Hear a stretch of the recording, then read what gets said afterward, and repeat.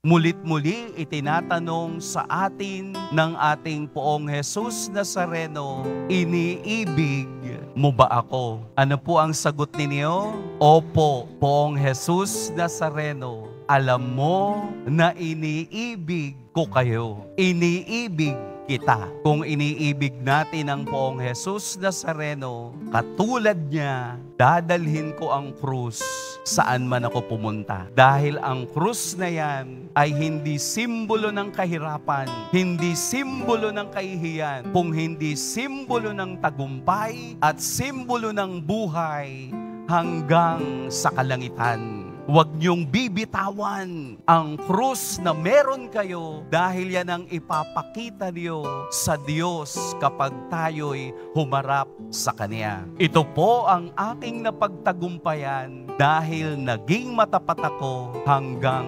kamatayan. Ipanalangin po natin ang bawat isa sa katapatang hinihingi ng Diyos at sa pananampalatayang ipinapakita natin sa Kanya. Amen.